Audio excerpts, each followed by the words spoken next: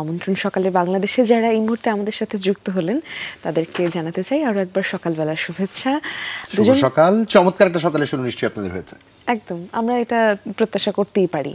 এখন যেই ঋতুর মধ্য দিয়ে আমরা আসলে যাচ্ছি, চমৎকার এক ঋতু, এবং সারা বছর জুড়ে যে ঋতুর জন্য আমাদের অপেক্ষা থাকে, সেই সাথে বইমেলা তো চলছেই। এবং বইমেলা যেহেতু চলছে সকালের বাংলাদেশে, আমাদের সাথে লেখক প্রকাশক থাকবেন না, এটা আসলে অনেকটাই অপ্রত্যাশিত হয়ে যায়। শৈশব থেকে আমরা সাদা, একদম শৈশব থেকে আমরা সাদা আর কালোর একটা প্রেমে পড়ে বড় হই। প্রেমে পড়ে এই জন্যই বড় হই কারণ জীবনের প্রথম সবচেয়ে কাঙ্ক্ষিত বস্তুটি থাকে যা প্রতি বছর নতুন করে ধরা দিত, তা হচ্ছে আমার প্রাথমিকের বই। এবং সেই বইয়ের নতুন পাতার গন্ধ খুঁজতে খুঁজতে কখন যে লেখনির প্রেমে আমরা পড়ে যাই, প্রত্যেকে হয়তো পরিণত বয়সের আগে তা উপলব্ধি করতে পারি না। পড়ার একরকম নেশা তৈরি হয়, এবং এই নেশায় যারা রসদ যোগান, এরকম দুজন মানুষ আমাদের সাথে আছেন। ডান থেকে পরিচয় করাতে চাই, আমাদের সাথে আছেন সোমা দেব, যিনি সহকারী অধ্যাপক, গণযোগাযোগ ও সাংবাদিকতা বিভাগ, রাজশাহী বিশ্ববিদ্যালয়ের, এবং একই সাথে তিনি একজন লেখকও বটে। তার পাশেই রয়েছেন ইফতেখার আমিন, যিনি প্রকাশক শব্দশৈলী। দুজনকে শুভ সকাল এবং স্বাগত সকালের বাংলাদেশে। কেমন আছেন আপনারা? জি, ভালো আছি। সকালে বাংলাদেশে আজকে আমাদের অতিথি হয়ে এলেন। আমাদের এখানে আপনাদের মতন গুণী মানুষরাই অতিথি হয়ে আসেন, এবং তাদের কাছ থেকে আমরা আসলে তাদের সকালের শুরুটা জানতে চাই। আমাদের একটু লোভ করে, মানে তাদের জীবনযাপনটা জানবার, যে কি করলে আসলে আমরাও এরকম গুণী হতে পারবো, কিভাবে সকাল শুরু করলে আমাদের গুণী হওয়ার সুযোগ আছে। সোমাপার কাছ থেকে একটু শুনি। আচ্ছা, যেহেতু আমি একজন কর্মজীবী, সকালের শুরুটা আমি আসলেই সুন্দরভাবে করতে চাই। যে আমার ছোটবেলা থেকে খুব ভোরবেলায় ওঠার একটা অভ্যাস আছে, যে আমার পড়াশোনা আমি ভোরবেলায় করতাম। অনেক লক্ষ্মী নিতে হবে। হ্যাঁ, না, রাতের বেলা আমার আসলে পড়াশোনা হতো না। তো এখন যেটা হচ্ছে, আমার সেই অভ্যাসটা থেকে গেছে। আমি সকালবেলার শুরুটাই একটু বাইরের মুক্ত হাওয়াটা নিয়ে শুরু করতে চাই। তারপরে তো কর্মব্যস্ততা শুরু হয়ে যায়। আমি একটু হাঁটার চেষ্টা করি, বা আমি এক কাপ চা নিয়ে বারান্দায় দাঁড়ালাম, যে সব মানুষ যে নিচে হাঁটাহাঁটি করছে, এটা দেখতেও বেশ ভালো লাগে। আমার সকালটা এভাবেই শুরু হয়। এবং তার চেয়ে বড় বিষয়, আপনি যেই অঞ্চলটা এখন কর্মসুবাদে থাকেন, এত চমৎকার পরিচ্ছন্ন একটি অঞ্চল, এবং সেখানকার মুক্ত বাতাস কে না প্রেমে পড়বে। একদম, রাজশাহীবাসী আপনারা খুব সৌভাগ্যবান। চমৎকার একটি প্রকৃতি পরিবেশ আপনাদের প্রতিদিন আহ্বান জানায় দিনটা শুরু করা। একজন প্রকাশক যেহেতু আছেন, যারা প্রেমে ফেলেছেন আর কি শৈশব থেকে, তাকে কাছে পেয়েছে, জিজ্ঞাসা অনেকগুলো আছে। প্রকাশকের সকালটা কি করে শুরু হয়? আমার সকালটা শুরু হয় আসলে অ্যালার্মের বিরক্তিকর শব্দে, কারণ আমরা একটু রাত জাগি। আচ্ছা, তো সেই জন্য সকালটা শুরু হতে একটু সময় লাগে আমাদের। এবং যেটা হয়, শুরু হওয়ার পরে কর্মব্যস্ততা, যে প্রতিদিনের যে কাজগুলো থাকে, সেটার জন্য আমরা বেরিয়ে পড়ি। আর যেহেতু আমরা ঢাকা শহরে থাকি, রাজশাহীর মতো এত সুন্দর নিরিবিলি জায়গায় থাকি না, সুতরাং ঘুম থেকে উঠে গাড়ি ঘোড়া এইসব শব্দেই আমাদের সকাল। এখানে একটা মজার গল্প আছে। যারা আমরা সকালবেলা উঠি, যে কারণে বাধ্য হই, আমরা চমৎকার একটা সকাল দেখবার সুযোগ। হ্যাঁ, এটা একটা নির্মল বায়ু সকালে, কিন্তু অন্তত কারণ ততক্ষণে ধুলোবালি উড়া শুরু হয় না। ধুলোবালির মুক্ত বিচরণের আগে যেটা দেখলাম একদম। প্রকাশক হিসাবে নিশ্চয়ই এই মুহূর্তটা খুব ব্যস্ত সময় পার করছেন, একটু ব্যস্ততাটার কথা জানি। হ্যাঁ, এখন তো বইমেলা চলছে, এবং বইমেলা শুরু হলে যেটা হয়, যে বইমেলার প্রায় 3 মাস আগে থেকে আমাদের নতুন বছরের নতুন বই নিয়ে কাজগুলো শুরু হয়ে যায়। এবং এখন তো মেলার মাঝামাঝি সময়ে নতুন বইগুলো প্রায় চলে এসছে। আমাদের প্রায় 45টা নতুন বই এবছর এসছে। আমার কাছে বেশ কয়েকটি বই আছে শব্দশৈলীর, 4টে বই আছে, এবারই আসলো। একটা বই গত বছরে, আর বাকি 3টে বই। আচ্ছা, আমি একটু দর্শকদের বইগুলো দেখাতে চাই। জি, আপনি বলুন। এটা হচ্ছে আমাদের ওই চিটাগংয়ের রমা চৌধুরী বীরাঙ্গনা, ওনার আত্মজীবনী বই। আর বইমেলা নিয়ে ব্যস্ততা তো থাকবেই। আর আমাদের আবার এখন তো আমরা দেশে এবং দেশের বাইরেও বইমেলা করার চেষ্টা করছি। আমাদের মে মাসে আমাদের আমেরিকাতে বইমেলাতে এবছর অংশগ্রহণ করবার কথা, নিউ ইয়র্কে আমরা যাচ্ছি। তো ব্যস্ততা আমাদের সারা বছর ধরেই থাকে। দেশের ভেতরে বইমেলা হয়, জেলাওয়ারি বইমেলাগুলো হয়। আমাদের আসলে বই নিয়েই আমাদের সারা বছর চলে। বাহ, চমৎকার। সেক্ষেত্রে একটা জিজ্ঞাসা তো থাকতেই পারে, 3 মাস আগ থেকে এবার বলছিলেন 45টি বই এসছে, আরও কি আসার এখনো বাকি আছে? না, 45টি বই এবছর সর্বমোট বেরোবে পুরো বইমেলা জুড়ে। বইমেলাতে যেটা হয়, যে আমাদের দেশে একটা লেখকদের একটা সমস্যা হচ্ছে, এরা জানুয়ারি মাসের আগে পাণ্ডুলিপি খুব একটা জমা দিতে পছন্দ করেন না। সারা বছর ধরে লেখকদের কিছু বলা যাবে না, এটা তো আমরাই প্রেশারটা তো শেষ পর্যন্ত পাবলিশারের উপরে সেই পড়ে, এবং দেওয়ার পরেই যখন শুরু হবে যে বইটা কবে আসবে, কারণ বইটা তো অনেকগুলো হাত ঘুরে তারপরে বইটা আসলে বই হয়ে ওঠে। আমি দিয়ে দিলাম আর বই হয়ে গেলে ব্যাপারটা তো এত সহজ নয়। অনেকগুলো মানুষ কাজ করার পরে এটা একটা বই হিসেবে পাঠকের কাছে পৌঁছায়। সুতরাং একটু সময় আসলে দিতেই হয়। আমাদের ম্যাক্সিমাম বই চলে এসছে, অত আরও 5-7টা বই, যেগুলো পর্যায়ে 21শে ফেব্রুয়ারি আগে আমাদের সব বই চলে আসবে। একটা ব্যক্তিগত জিজ্ঞাসা আছে, এটা করতে চাই আপনার কাছে, তারপরে সোমাপার কাছে যাব। শব্দশৈলী অপেক্ষাকৃত তরুণ লেখকদের খুব প্রমোট করে এবং চমৎকার এই প্রমোশনটা গত কয়েক বছর ধরে কিন্তু আমরা দেখছি। পেছনের কারণটা জানতে চাই এবং সেই সাথে এর জন্য কি পরিমাণে চাপ বা চ্যালেঞ্জ আপনাদের ফেস করতে হয় তাও একটু শুনবো। আমাদের শব্দশৈলী যে ট্যাগলাইন, আমরা যে থিম নিয়ে কাজ করি, আমাদের থিমটাই হচ্ছে লেখক নয় লেখা ছাপি আমরা। তো এইটা নিয়ে খুব কন্ট্রোভার্সি হয় যে লেখা কিভাবে ছাপে, লেখক ছাড়া কিভাবে লেখা ছাপা যায়, তাহলে আমি কি লেখককে বাদ দিচ্ছি? শব্দশৈলীর মূল কথাটা হচ্ছে যে আমি লেখককে প্রাধান্য দিচ্ছি না, আমি প্রাধান্য দিচ্ছি লেখাটাকে। কে লিখছেন এটা বড় কথা নয়, কী লিখছেন এটা আমাদের কাছে বড় কথা।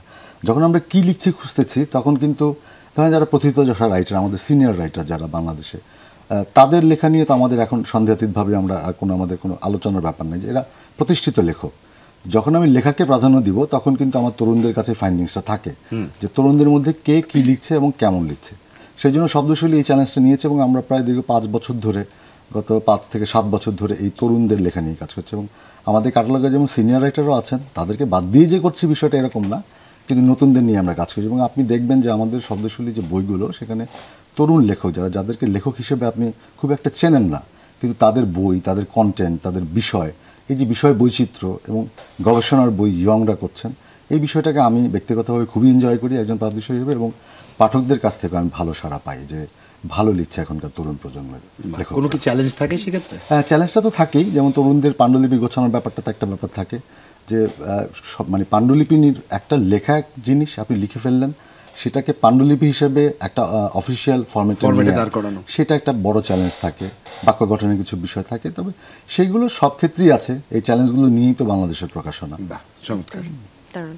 আপার কাছে একটু ফিরতে চাই, লেখালেখির শুরুটা কবে থেকে এবং মানে কেন মনে হলো যে লেখায় আমার দখলটা দরকার, বা কি থেকে এই উৎসাহটা পেলেন? ছোটবেলা কারো বই বা কোনো লেখা, বিশেষ কোনো লেখা? আমার যদি লেখালেখির কথা বলি, একেবারে যখন আমি ছোট, তখন আমি ছোট ছোট কবিতা, ছোট ছোট ছড়া এগুলো লিখে ভোরের কাগজে ইষ্টিকুটুম পাতা ছিল, সেটা হ্যাঁ সেই সময় আমি পাঠাতাম চুপ করে, ভাষায় বলতাম না। যখন পাবলিশড হতো আমার ভীষণ লজ্জা লাগতো ভাষায়, কেন যেন যে সবাই জানবে যে আমি লিখছি। তো ওই যে শুরুটা থেকে শুরু করতে করতে আমি লিখেছি, শিশু সাহিত্য নিয়েও কিছু কাজ করেছি। তারপর একটা সময় গিয়ে এগুলো যে পাবলিশ করতে হবে সেগুলো আর আমার মাথায় আসেনি। হ্যাঁ, আমি গল্প লিখেছি, আমার যেমন প্রত্যেকটা গল্পের বই, আমার এটা 8ম গল্পগ্রন্থ কমলা রঙের রোদ। আমার গল্পগুলো হচ্ছে নারী কেন্দ্রিক। যে আমি আমার চারপাশে যখন দেখি যে আমাদের নারীদের যেই অবস্থা বা তাদের ক্ষমতায়নের প্রয়োজন আছে, প্রত্যেকটা আমার মনে হয় কি প্রতিটা নারীর জীবনে এমন কিছু ঘটনা থাকে যেই ঘটনাগুলোর কারণে তারা প্রস্ফুটিত হতে পারে না, তাদের মেধাটা কোথাও গিয়ে থেমে যায়, সেটা সংসারের পাকে চক্রে পড়ে হোক, অর্থনৈতিক স্বাবলম্বী না হওয়ার কারণে হোক, বিভিন্ন কারণে হোক। হ্যাঁ, আমি প্রচুর মেয়ে দেখেছি। আমার যে এতগুলো গল্পের বই এবং এই প্রত্যেকটা গল্প, এখানে 11টা গল্প আছে বা আগের যে বইগুলো প্রকাশিত হয়েছে, প্রত্যেকটার কেন্দ্রীয় চরিত্র হচ্ছে নারী এবং প্রতিটা কেন্দ্রীয় চরিত্রে কোনো না কোনো নারীর জীবন থেকে আমি অনুপ্রাণিত। এমন না যে তার জীবনটাই লিখেছি, হয়তো একটুখানি নিয়ে তারপরে হচ্ছে আমার মতো করে আমি গল্প সাজাচ্ছি এবং শেষে গিয়ে যেটা হচ্ছে যে সেই নারীর জীবনটা আসলে এভাবে হতে পারতো, এখন যে অবস্থা আছে এরকম না হয়ে আসলে পজিটিভলি এভাবে হতে পারতো যদি তার চিন্তা ভাবনাগুলো তিনি ঠিক অন্যভাবে ভাবতেন। আমি সেটাই গল্পে তুলে ধরার চেষ্টা করি এবং তারপর হচ্ছে আমার একটা সময় গিয়ে মনে হয় যে না, আমার লেখাগুলো আসলে পাবলিশ করা দরকার। আমার প্রথম বই প্রকাশিত 2020 সালে, তারপর তো এখন 25 সালে এটা 8ম গল্পগ্রন্থ আমার। হ্যাঁ, এটাই আমার অনুপ্রেরণা। আমার মনে হয় যে আমার সোসাইটিতে যে নারীরা থাকেন একদম পিছিয়ে পড়া, জাস্ট খালি মেধার অভাবে, ওই যে বলছি অর্থনৈতিক স্বাবলম্বিতার অভাবে বা পরিবারের কোনো বাধার কারণে বা সাপোর্ট না পাওয়ার কারণে তারা মনস্তাত্ত্বিক বিভিন্ন জটিলতায় ভুগছে, সেই জায়গাগুলো থেকে উত্তরণ কিভাবে হতে পারে। আমার মনে হয় যে আমার একটা গল্প পড়েও যদি কোনো একজন মেয়ে একটু ভাবে অন্যভাবে, সেটা আমার বড় প্রাপ্তি। এবং আমার গল্পগুলো বিভিন্ন সাহিত্য, শিল্প, সংস্কৃতি গ্রুপ, যেহেতু সবাই এখন সোশ্যাল মিডিয়া দিতে পছন্দ করে, যখন দিই সেখান থেকে যে ফিডব্যাকটা আসে সেটা আমার খুব পছন্দনীয়। ইভেন আমাকে কিছু কলকাতা থেকেও নক করেছে ওই গল্প পড়ে যে আপু আপনার গল্পটা পড়ে ভালো লেগেছে, আমার লাইফটা ঠিক এরকমই, আমি কেন পজিটিভলি এরকম ভাবিনি। তো সেই প্রতিক্রিয়াগুলো আসলে আমাকে সমৃদ্ধ করে। তো এভাবেই আসলে আমার লেখালেখির ভাবনা। প্রথমেই আপনাকে কংগ্রেচুলেশনস আপনার কমলা রঙের রোদের জন্য। আমরা তো কোণে দেখা আলো বলে একটা আলোর সাথে পরিচিত, একদম সেই আলোটা আমি প্রচ্ছদটা দেখে আমার তাই মনে হচ্ছে। এবং শব্দশৈলীকে ধন্যবাদ, আমরা ইফতেখার ভাইকে ধন্যবাদ দিতে চাই। যে প্রচ্ছদ হয়েছে, মলাটটা হয়েছে, ধরেই মজা পেয়েছে। এটা হচ্ছে প্রথম বিষয়। ভিতরে কাগজ অসাধারণ, লেখনী নিঃসন্দেহে ভালো হবে। কেন ভালো হবে তার একটা ধারাবাহিকতা টানতে চাই। প্রথমত আপনাকে বিলেটেড হ্যাপি বার্থডে। 12 ফেব্রুয়ারি আপনার জন্মদিন গেছে, দেখছিলাম এখানে মজার শিরোনামগুলো একটু পড়ে শোনাতে চাই, দর্শকদেরও দৃষ্টি আকর্ষণ করছি। সোমাদেবের এর আগে যে বইগুলো তিনি লিখেছেন শিরোনামগুলো ঠিক এরকম: চৈত্রের দিন নিভে আসে 2024, শুক্লপক্ষ 2023, বিয়ের একটি গল্প 2023, অন্য জীবন 2022 এবং জন্ম পরিচয় 2022। ছোটদের জন্য আপনি পাখির জন্য ভালোবাসা শিরোনামে একটি গল্প গ্রন্থ প্রকাশ করেছেন, এবং নীল প্রজাপতি এটি আরেকটি চমৎকার শিরোনাম। এছাড়া সাংবাদিকতায় নারী, অন্তরায় ও উত্তরণ 2024 এই বইটি আপনার প্রকাশিত হয়। নারী কেন্দ্রিক এই যে চমৎকার লেখনীগুলো আপনার, এর জন্য সমালোচিত হতে হয়েছে কিনা? সমালোচিত আসলে সেরকম ভাবে হতে হয়নি, কারণ দেখেছেন আমরা পুরুষরা কত ভালো আমরা এই বিষয়গুলো সমালোচনা করি। ডেফিনেটলি ভালো, কারণ হচ্ছে যে সমালোচনার জায়গাটা তো আসলে আমি যে ধরনের লেখাগুলো লিখছি সেই লেখাতে আসলে সমালোচনার জায়গা নেই। আমার মনে হয় একটু শোধরানোর জায়গা আছে, যেখানে পুরুষরা আসলে নারীদেরকে অনেক এগিয়ে দিতে পারে। এটা একটা বিশাল জিজ্ঞাসা, একটা বিশাল উত্তর। এই উত্তরটা নিব আপা, একটা বিরতির সময় আমাদের হয়েছে। দর্শক, একটা কঠিন প্রশ্নের উত্তর আমরা খোঁজার চেষ্টা করব, নারীকে শুধরাবে কে। যাক, এটা নিছক আমাদের আড্ডার ছলে প্রশ্ন, কেউ অন্য কোনো ভাবে নেবেন না বিষয়টি। হ্যাঁ, ছোট্ট একটা বিরতির উপরে ফিরছি, কোথাও যাবেন না, সঙ্গে থাকুন। আবারও আমন্ত্রণ, আমাদের সাথে দুজন অতিথি ছিলেন, আড্ডা হচ্ছিল, তাদের সাথে আছি আমি মিমি, আমি জুলহা জুবাইর আছি, ইফতেখার আমিন আছেন যিনি প্রকাশক শব্দশৈলী, আছেন সোমাদেব একই সাথে শিক্ষক এবং লেখক, তার সাথে আলাপচারিতা চলছে। একটা প্রশ্ন রেখেছিলাম, নারীকে শুধরাবে আসলে কে? আসলে শোধরানো জায়গাটা নারী না। সভ্যতার প্রথম থেকে এই প্রশ্নের উত্তর কিন্তু খোঁজা হচ্ছে। হ্যাঁ, এটা একটু বলে রাখি। আচ্ছা, আমি এখানে শোধরানোর কথা বলেছি যে আমাদের সমাজ ব্যবস্থাকে বা আমাদের যেই জায়গাগুলোতে বাধা তৈরি হয়, সেটা নারী হতে পারে, সেটা পুরুষ হতে পারে। আমরা বিভিন্ন ধরনের পারিবারিক কিছু গল্প শুনি, পারিবারিক জটিলতা শুনি, যেখানে নারীদেরও শোধরানোর জায়গা আছে এবং পুরুষদেরও শোধরানোর জায়গা আছে। আমি সেই শোধরানোর কথা বলেছি, যে প্রত্যেকটা গল্পে যে যেই জায়গাগুলোতে আসলে বাধা আছে, যেই জায়গাগুলোতে আমাদের প্রতিবন্ধকতা আছে, সেই জায়গাগুলোতে আমাদের শোধরানোর অবশ্যই প্রয়োজন আছে, যেটা নারীদেরকে আসলে অনেক এগিয়ে দিতে পারে। বাহ, চমৎকার। আমরা একটু ইফতেখার আমিন ভাইয়ের কাছে যেতে চাই।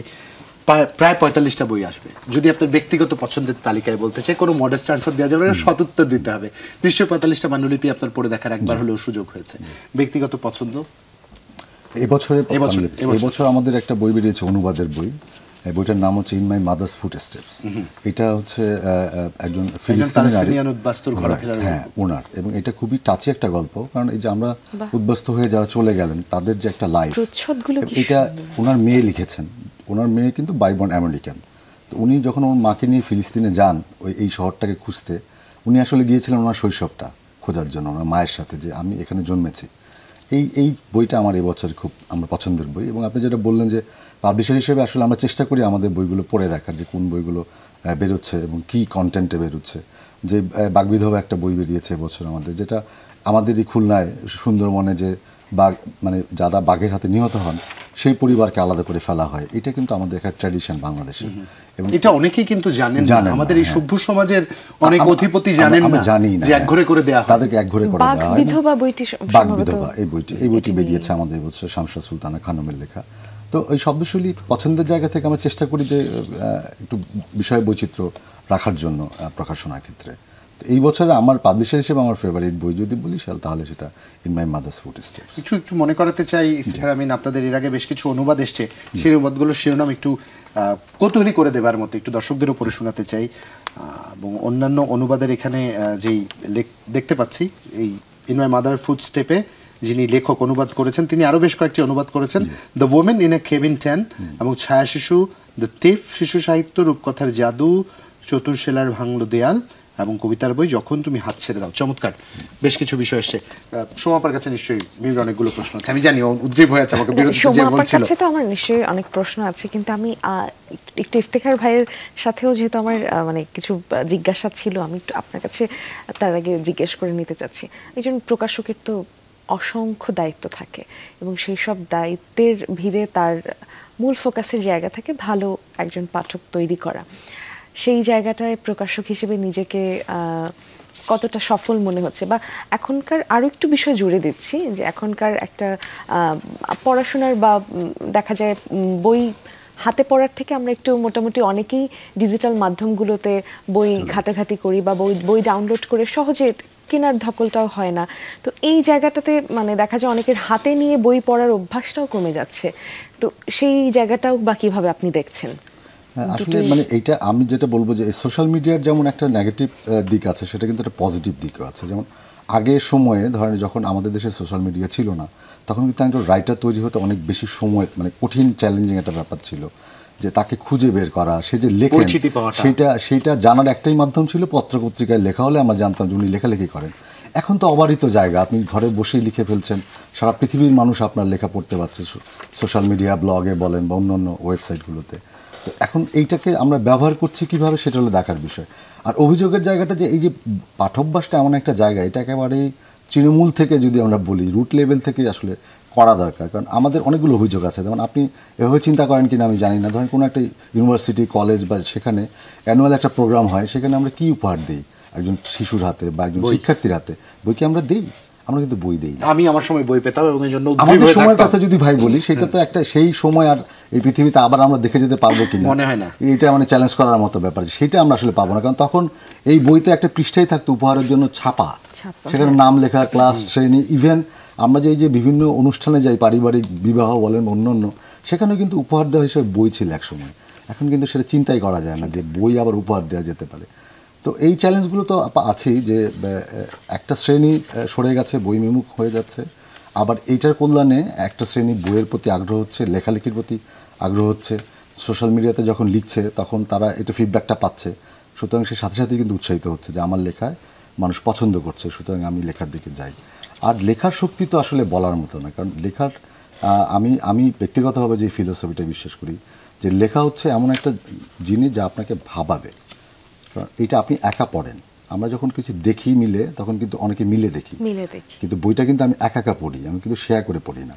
ধরেন আপনি একটা ক্যারেক্টার যদি চিন্তা করেন একটা বইয়ের, ধরেন আমি হুমায়ুন স্যার হিমুর কথাই যদি অডিও বুকের কথাই যদি এখানে বলি, বই পড়া, অনেকে বই শোনেন, সেটা একটু যুক্ত করে নিন আপনার উত্তরের সাথে। এখন তো এগুলো পরিবর্তন হয়েছে, অডিও হয়েছে, এখন ভিডিও মানে পিডিএফ এর পরে তো ইবুক হলো, ইবুকের পরে অডিও হচ্ছে, সামনে হয়তো আমরা ভিজুয়াল আরও কিছু দেখব।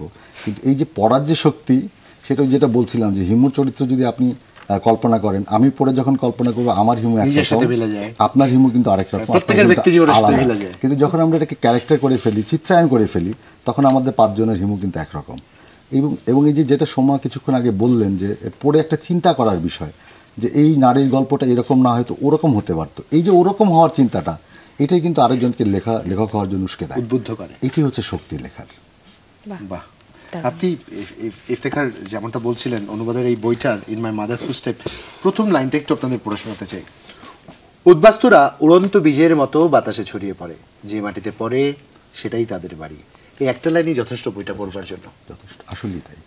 যারা পড়তে ভালোবাসেন, যারা জীবনবোধ উপলব্ধি করতে পারেন, যারা কোনো না কোনোভাবে জীবনের মর্যাদাটুকু উপলব্ধি করতে পেরেছেন, তাদের এই জন্যই একটা লাইনই যথেষ্ট। যাই হোক, আবার সোমাপার কাছে আসি, তাত্ত্বিক কঠিন কথায় না যাই, প্রকাশক আর লেখকের মাঝে পড়ে যা হয়েছে আর কি আমাদের। সোমাপা খুব স্বাভাবিকভাবে, শিক্ষকতা একটা ব্যস্ত পেশা, এবং গণযোগাযোগ সাংবাদিকতা তো প্রতি মুহূর্ত বদলে যাচ্ছে। এই চ্যালেঞ্জের মধ্যে লেখার জন্য আলাদা করে সময় কি করে বের করেন? আসলে আমার লেখার জন্য যে আলাদা করে টেবিল চেয়ারে বসে লিখছি, এরকম পরিস্থিতি আসলে তৈরি হয় না। হ্যাঁ, সারাদিন এত ব্যস্ততা থাকে। তো আমি হচ্ছে যে যখনই আমি চিন্তা করছি, যখনই আমার কিছু মনে আসছে, সেটা আমি লিখে ফেলছি, যেভাবেই হোক, আমি যেখানেই হোক, আমার মোবাইল ফোনে হোক, আমি কাগজ কলমে হোক, আমি লিখে রাখি। সেগুলো নিয়ে পরে ভেবে হয়তো আমি আরেকটা গল্প বের করছি। হ্যাঁ, আমি যেমন মানে আমার একটা নিস্তব্ধ পরিবেশের দরকার হয়, যেটা আসলে সারাদিন আমি পাই না, যে কারণে আমি কিছুটা সময় রাতে বা একটা সময় রেখে দিই, যে হ্যাঁ ঠিক আছে, এই সময়টাতে আমি লেখালেখি করব। আর রাজশাহীর কথা বলছিলেন, রাজশাহী আসলে এত সুন্দর, প্রকৃতিটাই এত সুন্দর, আপনাকে লিখতে উদ্বুদ্ধ করবে। যে আমাদের ক্যাম্পাসটা, আমাদের রাজশাহী বিশ্ববিদ্যালয়ের ক্যাম্পাসটা এত সুন্দর যে আপনার মনে কিছু আসবেই। সেখানে যারা একটু লেখালেখি করতে পছন্দ করে বা যারা প্রকৃতিকে ভালোবাসে, তাদের লেখালেখি একটু বসে থাকলেও হয়, একদম বসে থাকলে একটা আম গাছ তলায় বসে থাকলেও হয়।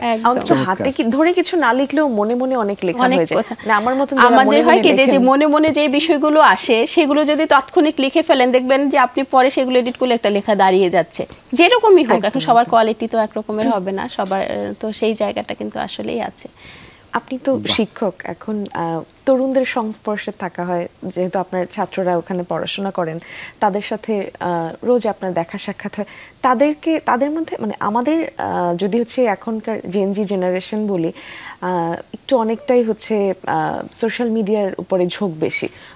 তো এদেরকে কিভাবে পাঠক বা লেখক হিসেবে তৈরি করার জন্য আপনার তরফ থেকে আলাদা কোনো উদ্যোগ বা আলাদা কোনো সাজেশন থাকে কিনা? যেটা হয় কি যে ভাইয়া যেমন বললেন যে, বা ইফতেখারও বললেন যে ছোটবেলায় আমরা আসলে বই উপহার পেতাম, যে বইগুলো মানে উল্টে পাল্টে পুরো বই না পড়লেও কিন্তু একটা গল্প পড়ছি, একটা কবিতা পড়ছি। হ্যাঁ, এটা খুব জরুরি যে ছোটবেলা থেকেই যে যাদের পড়ার অভ্যাস। আমরা ভাবি যে জেনজি জেনারেশন ওরা হয়তো সারাক্ষণ অন্য কিছু নিয়ে ব্যস্ত থাকে, সোশ্যাল মিডিয়া নিয়ে ব্যস্ত থাকে, কিন্তু না। আমি যখন ক্লাসে 50 জন 60 জন স্টুডেন্ট থাকে, তাদের মধ্যে আমার একটা কোর্স আছে feature writing and feature and creative writing. তো সেই কোর্সে যখন আমার একটা অংশ আছে যে বই সমালোচনা করতে হবে, আমি যেমন এবার দিয়েছি বই সমালোচনা করতে আগুন পাখি হাসান আজিজুল হক স্যারের 1000 বছর ধরে জহিরায়নের। অনেকে আমি বলছি কে কে পড়েছো, অনেকেই হাত তুললো যে ম্যাডাম আমরা বইটা পড়েছি। তখন আমার মনে হয় না যে না, একটা জেনারেশন শুধু না পড়ে থাকছে না, তারা পড়ছে, এবং যারা পড়েনি তারাও ওই মুহূর্তে এটার প্রতি পড়ার প্রতি আগ্রহ। আমি যখন সেই বইগুলো নিয়ে আলোচনা করছি বা ওরা যখন বুক রিভিউ নিয়ে এসে দিচ্ছে আমাকে, আমি মাঝে হ্যাঁ আমি অনেকের লেখা দেখে অভিভূত হই যে ওরা এত কিছু পারে। আসলে আমরা ভাবি অন্যরকম। তো সেই যে পারে সেই জায়গাগুলো যে আমরা একটু এগিয়ে দিই, তাদেরকে একটু উৎসাহিত করি, একটু অনুপ্রেরণা দিই, সেটা ক্লাসরুমে হোক, সেটা পড়ার বাইরে হোক, সেটা নিয়ে একটু আলোচনা করি, আমার মনে হয় চমৎকার হবে একটা বিষয়। ওরা সোমাদেব, ধন্যবাদ আপনাকে, ধন্যবাদ ইফতেখার আমিন। আপনাদের সাথে আড্ডা আমাদের চলবে, তবে একটা বিরতিতে যাওয়ার সময় হয়েছে। ছোট্ট একটা বিরতি নিয়ে নিই, ফির চেক করি। কোথাও যাবেন না, সাথেই থাকুন। দর্শক, আয়োজনের শেষ বিরতি থেকে ফিরলাম। আছি আমি মিমি, আছেন জুবায়ের, এবং সেই সাথে আছেন আমাদের সকলে বাংলাদেশের দুজন অতিথি, ইফতেখার আমিন প্রকাশক এবং তিনি শব্দশৈলীর প্রকাশক, সেই সাথে আছেন সোমাদেব লেখক এবং শিক্ষক। আবার আপনাদের কাছে ফিরতে চাই। এবার ইফতেখার ভাইয়ের কাছে প্রশ্ন। ফার্স্ট জেনারেশনের পাবলিশার আপনি, এইভাবে যদি দেখি, ঠিক মানে ইংরেজিতে সহজ হবে বিষয়টা, what inspired to become publisher বা একজন প্রকাশক হতে আপনার সবচেয়ে বড় অনুপ্রেরণা কি ছিল? কেন আপনি প্রকাশক হলেন, কেন হতে চেয়েছেন? কারণ আপনি ট্রেন্ডি, আপনি জানেন যে প্রকাশনা বাণিজ্য আস্তে আস্তে কমতে থাকবে, ডিজিটাল বাণিজ্য বৃদ্ধি পাবে। এই বাস্তবতা মাথায় রেখে কেন প্রকাশক হওয়া? আসলে যখন 19 বছর আগে শুরু করেছি তখন আসলে প্রেক্ষাপটটা এরকম ছিল না বাংলাদেশের। আমি জগন্নাথ বিশ্ববিদ্যালয়ে পড়তাম, আমার বড় দুলাভাই এই ব্যবসার সঙ্গে যুক্ত ছিলেন। তো ওই সময়ে বিশ্ববিদ্যালয় এখন যেমন আমাদের স্টল বা প্যাভিলিয়নগুলোতে বিশ্ববিদ্যালয়ের ছেলেমেয়েরা কাজ করে, আমিও কিন্তু বইমেলার সময় এই মেলাটাতে থাকতাম আমার দুলাভাই স্টলে। এবং তখনকার যে চরিত্র, আজকে থেকে ধরুন 19 বছর 20 বছর আগে বইমেলার যে ক্যারেক্টারটা ছিল, যেরকম ছিল, সেখানে গিয়ে শিল্প সংস্কৃতির সঙ্গে যুক্ত ছিলাম, সমৃদ্ধ সাংস্কৃতিক জোট করতাম তখন বিশ্ববিদ্যালয়ে থাকতে। এইটার মধ্যেই ছিলাম, এই সংস্কৃতি আবহের মধ্যেই বড় হয়ে ওঠা। এবং তখনকার যে বইমেলা এবং লেখক, প্রকাশক, পাঠক, এদের যে মিলন মেলা, এইটা আসলে খুব ইন্সপায়ার করেছে যে এই জিনিসটাকে আমি টেক ওভার করতে চাই। এবং যেহেতু একটু লেখালেখি করার অভ্যেস ছিল সেই সময়, তখন আসলে নিয়েছিলাম যে আমিও পাবলিশার হতে চাই, এবং তখনই এই জার্নিটা শুরু হয়। যদি আমার বাবা শিক্ষক ছিলেন, উনি চাননি যে আমি বাই প্রফেশন পাবলিশার হই। উনি যেহেতু বাবা, উনি হয়তো বুঝতে পেরেছিলেন যে এটা ফিউচারটা হয়তো অনেক চ্যালেঞ্জিং হয়ে যাবে, কিন্তু পৃথিবীর অনেক কাজে তখন হয়তো বুঝতে পারিনি, কিন্তু পৃথিবীর অনেক কাজে, মানে অনেক ধরনের কাজ তো পৃথিবীতে আছে, কিছু কিছু কাজ চ্যালেঞ্জিং হয়ে যায়, সেই চ্যালেঞ্জিংটা বাংলাদেশের প্রকাশকরা নিয়েছেন। সব কিছুই যে একেবারে ব্যবসা হিসেবে চিন্তা করতে হবে, প্রকাশনাটা আসলে আমাদের প্যাশন। এটাকে ব্যবসার জায়গা থেকে যদি চিন্তা করি, মানে আপনি অর্থনৈতিক বিবেচনায় এটা বাংলাদেশের প্রেক্ষাপটে খুব ভালো ব্যবসা নয়, কিন্তু যেহেতু ওই যে প্যাশন বলি, ওই কারণেই আসলে এখন পর্যন্ত আমরা আছি।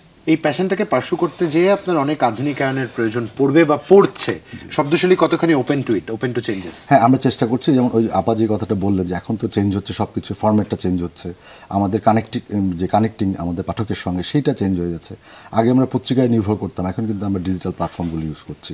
আমাদের বইগুলো ইবুক হচ্ছে, আমাদের বইগুলো আপনার অডিও বুক হচ্ছে, আমাদের ওয়েবসাইট আছে, আমাদের সোশ্যাল মিডিয়া অ্যাক্টিভিটিগুলো আছে যেগুলো অনলাইনে সেল করার জন্য, এবং এখন ট্রেমেন্ডাস কাজ করছে অনলাইনগুলো।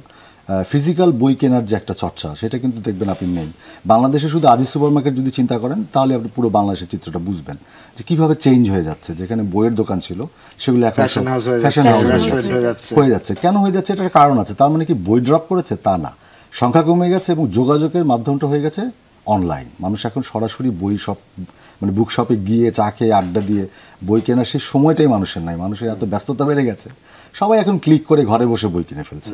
সুতরাং এটা একক্ষেত্রে অ্যাপ্রিশিয়েট করার রাইট, হ্যাঁ, সহজ হয়ে গেছে। তো এটা তো মানে আপনার সময় কমে যাচ্ছে, সেভ হয়ে যাচ্ছে। তো সেই দিক থেকে যে ওই আমাদের ব্যবসাটা ছোট হয়ে গেছে তা না, যোগাযোগের মাধ্যমটা একটু ছোট হয়ে গেছে। আচ্ছা, বাহ। সোমাদেব, একটু আপনার কাছ থেকে আসতে একটা জিজ্ঞাসা ছিল। গণযোগাযোগ বা সাংবাদিকতার সাথে যারাই জড়িত, আমি এখন নিজেকে এভাবে জড়িত থাকার দাবিটা করলে কিছুটা হয়তো অপরাধ পর্যায়ে পৌঁছবে, আমার থেকে অনেক দায়িত্বশীল মানুষজনরা রয়েছেন, তাদেরকে দায়িত্বশীল আচরণ করতে হয়। এই জন্য আমি যখন লিখি, আমার একটা লাইন লিখে 10 বার পড়তে হয় যে আমি কি লিখলাম। কারণ প্রচুর সংখ্যক মানুষ আমাদের কোনো না কোনো পড়েন, দেখেন, জানবার চেষ্টা করেন, হয়তো অনেকের মনের অজান্তে অনুকরণও করেন। এই জন্য আমি কিছু লিখতে গেলে প্রচণ্ড সচেতন। এই বাস্তবতায়, সমসাময়িক বাস্তবতায় যেখানে হরহামেশা সবাই লিখছে, সেই লেখকদের ভিড়ে নিজের এই দায়িত্বশীলতার আচরণ নিয়ে সারভাইভ করা বা টিকে থাকাটা চ্যালেঞ্জিং মনে হয় কিনা? অবশ্যই চ্যালেঞ্জিং, কারণ অনেকে হুটহাট করে লিখে ফেলছে। অনেক প্রচুর এমন সংখ্যক লেখকরা লেখক হিসেবে আত্মপ্রকাশ করছেন, আমি জানি না প্রকাশক আছেন এখানে, তারা বিবেচনা করবেন কেন তারা প্রকাশকরা তাদের আসলে সুযোগ করে দেন, এটা পরে জানবো। একটু আপনার কাছ থেকে শুনি আগে।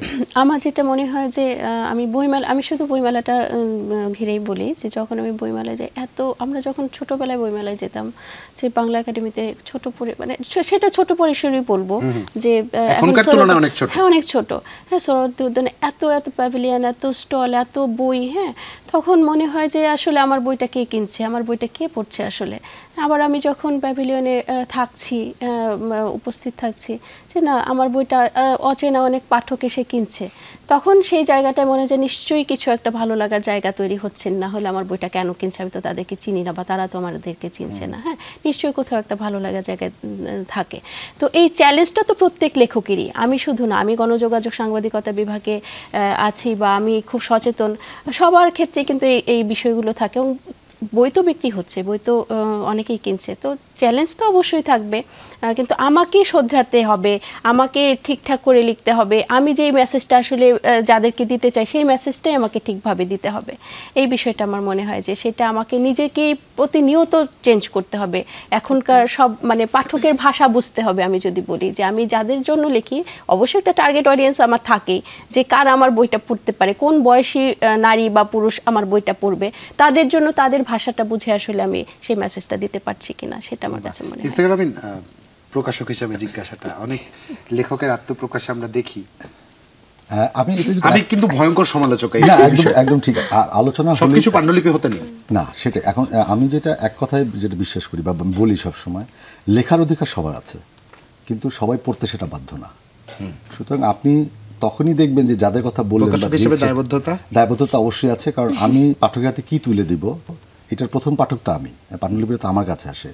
এখন আমি কার কাছে কি তুলে দিচ্ছি, সেই দায়িত্ব জায়গাটা থেকে প্রকাশকের অবশ্যই দায়বদ্ধতা আছে, যে আপনি এমন একটা মানে কিছু তুলে দিলেন পাঠকের হাতে, যেহেতু আপনার একটা হাউস আছে, আপনি ইচ্ছে করলেই সেটা দিয়ে দিলেন, সেটা দায়বদ্ধতার জায়গাটা ঠিক নয়। যখন আপনি নিজেও জানেন যে এটা বাংলা সাহিত্যের জন্য কোনো অবদান তো রাখবেই না, বরং নেগেটিভিটিও তৈরি করতে পারে, তারপরে যখন আপনি দিচ্ছেন সেটা একটু উদ্দেশ্যপ্রণোদিতই বলবো, মানে প্রকাশকের নানান ধরনের উদ্দেশ্য থাকতে পারে। এখন সেই জায়গায় সমালোচিত হয়ে আলোচনায় আসা, নানান রকমের অর্থনৈতিক ব্যাপার থাকে, অনেক কিছুই থাকে। তবে প্রকাশক একটা দায়িত্বশীল জায়গা বলে আমি মনে করি, কারণ একটা বই একবার পাবলিশ হয়ে গেলে এটার শেষ কিন্তু নাই, কারণ এটা আর্কাইভ হয়ে যায়, এটা আর্কাইভ হয়ে যায়। এবং এই বই আপনি দেখবেন 100 বছর পরেও হয়তো আমরা কেউ থাকবো না, কিন্তু কোথাও এই শব্দশৈলী একটা বই কিন্তু থেকে যাবে, এবং সেখানে কিন্তু পাবলিশার হিসেবে একটা সময় এটা দিয়ে আপনাকে জাজও করা হতে পারে। রাইট, আমরা তো অসাধারণ কাজের মধ্যে এরকম একটা কাজ নিশ্চয়ই আমরা কিন্তু জাজ করি। পুরনো বই যখন আমরা পাই, আমরা কিন্তু পড়ি লেখকটাকে, প্রকাশককে, আমরা তাকে চিনি না, কিন্তু এত সুন্দর বইটা ওই সময় সে পাবলিশ করেছে, আজকে থেকে 100 বছর আগে। আচ্ছা, প্রকাশকের কাছে সফল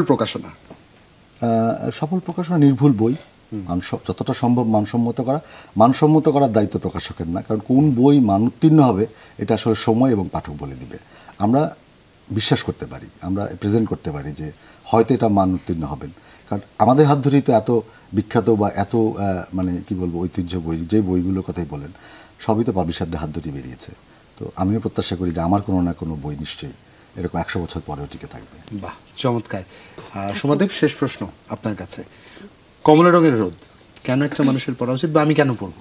যে মনে করেন কোণে দেখা আলোর সাথে পরিচিত, মায়াই আলোটার সাথে পরিচিত, সে কেন নতুন করে পড়তে হবে? তার কি আছে বইতে, কি প্রত্যাশা আচ্ছা, করতে পারে? আমার এই কমলা রঙের রোদ বইয়ের নামটা আসলে এখানে যে 11টা গল্প আছে সেখান থেকে একটা গল্পের নাম হচ্ছে কমলা রঙের রোদ, সেখান থেকে আমার এই বইয়ের নামটা দেওয়া। তো এই বইয়ের যে 11টা গল্প নিয়ে আমি বলি যে প্রত্যেকটা বইয়ের 11টা গল্পের যে সাবজেক্ট আমি বলেছি যে কেন্দ্রীয় চরিত্র নারী, যেমন আমার একটা গল্পে একজন নারীকে নিয়ে আমি লিখেছি যিনি, আমি অনেক দিন আগে, সেটা 1993 সালের ঘটনা, সেটা আমি পড়েছিলাম যে একজন মেয়ে ধর্ষিত হয়েছিল, সে তার পরবর্তীতে একটা বেবি হয়। সেই সময় আমি ভোরের কাগজে পুরো নিউজটা পড়েছিলাম 93-তে। হঠাৎ করে সেই মেয়েটার কথা আমার মনে হলো, আমার মনে হচ্ছে যে 93 থেকে 2025 মানে এতগুলো বছরে সেই ছোট্ট মেয়েটার কি অবস্থা। আমার নামও এখন মনে আছে, আমি নামটা বলছি না। তো সেই মেয়েটার কি অবস্থা, তাকে 100টা দৌড়া মারা হয়েছিল সেই সময়, হ্যাঁ, সোসাইটি থেকে, যে তাকে সে কেন ধর্ষিত হলো এই জন্য তাকে 100টা দৌড়া মারা হয়েছে। হ্যাঁ, তো এই সময় আমার সে মনে হলো সেই মেয়েটাকে নিয়ে আমি একটা গল্প লিখবো। যদিও আমি অনেক বড় একটা মানে বেশি কিছু করে ফেলেছি যে তাকে নিয়ে আসলে গল্প লেখার কতটুকু বিষয় আমার আছে, তারপর আমি লিখেছি যে তার নিশ্চয়ই সেই মেয়েটা বড় হয়েছে, হতে পারে সেই মেয়েটা এখন কোনো বড় পর্যায়ে বা পড়াশোনা করে এমন একটা প্রতিষ্ঠিত জায়গায় চলে গেছে, বা সেই মেয়েটার কি অবস্থা সেটা নিয়ে আমি একটা পজিটিভ এন্ডিং দিয়েছি, যে সেই মেয়েটাকে হয়তো বের করে দিয়েছিল গ্রাম থেকে, সে আবার ফিরে গেছে, সে একটা স্কুল প্রতিষ্ঠা করেছে ওখানে, এইরকম তো হতে পারতো, তাই না? আমি এইরকম গল্পগুলো আমার প্রত্যেকটা গল্পই কোনো না কোনো নারীর জীবন থেকে নেওয়া, ইতিবাচক পরিণতি আছে অবশ্যই। সুমাদেব, শুভকামনা আপনার জন্য, অনেক ধন্যবাদ। এবং ইফতেখার আমিন আপনার জন্য শুভকামনা। মেলার প্রায় অর্ধেকটুকু পার করেছেন আপনারা, এবং দর্শকদের বলতে চাই, আয়োজনের শুরুতে একটি কথা বলেছিলাম যে কাউকে বদলে ফেলতে হবে না, তাকে ছেড়ে দিন, তার পরিণতির উপরে আরো দুটো মানুষের জানা উচিত তার নিয়তি ঠিক কিভাবে তাকে পরিচিত করায়। পুরো আলোচনার কারণটাই ছিল, আজকে অতিথিদের সাথে এই আলোচনার মূল সারটুকুই ছিল তা। আপনি আপনার মতো করে খুঁজে নেবেন, আপনি আপনার মতো করে আপনার পছন্দ খুঁজে নেবেন, সে পছন্দ আরেকজনের পছন্দ নাই হতে পারে, তার সমালোচনা করার কোনো প্রয়োজন নেই। আপনার পছন্দ নিয়ে নিবৃতে সময় কাটাবার নামই জীবন। সব কিছুতে সমালোচনা করতে হয় না, আমাদের জানতে হবে কোথায় গিয়ে আসলে আমাদের থামতে হবে। আজকে এখানে বিদায় নিব। আজকের মতো আমরাও এখানেই থামছি। শুভ সকাল। শুভ সকাল।